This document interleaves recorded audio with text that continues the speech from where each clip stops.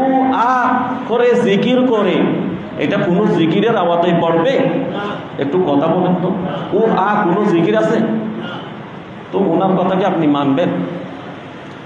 কিভাবে মানবেন?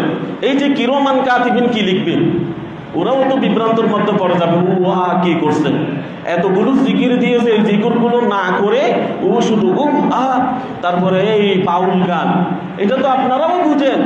এই যে মঞ্চের মধ্যে বসে যে কোরআন হাদিসের কথা না বলে উনি যে বাউল গান গায়, বাউল গান দিয়ে এরপরে জিকির দিয়ে, কার জিকির দিয়ে? রসুলের নামও নাই, আল্লাহর নামও নাই। আপনার দেখেন, জিকির করলে সওয়াব আছে, রসুলের উপর দরুদ শরীফ পড়লে সওয়াব আছে, বেশি সওয়াব। কেমন সওয়াব? আপনি যত ইবাদত বندگی করেছেন, শেষে যদি আপনি আমার নূরুন নবীর উপর যদি দরুদ শরীফ না পড়ে, আল্লাহ বলেন তোমার কোন আমল আমার দরবারে কবুল হবে না।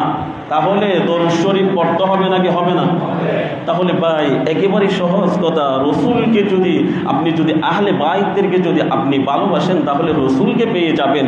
রসুলকে যদি পেয়ে যান, তাহলে আল্লাহকে পেয়ে যাবেন। আল্লাহকে যখন আপনি পেয়ে যাবেন, আল্লাহ বলবেন তোমাকে যখন আমি ভালোবেসেছি, তোমাকে আমি জান্নাত দিয়ে দিব, চাও আজকে বলেন সুবহানাল্লাহ।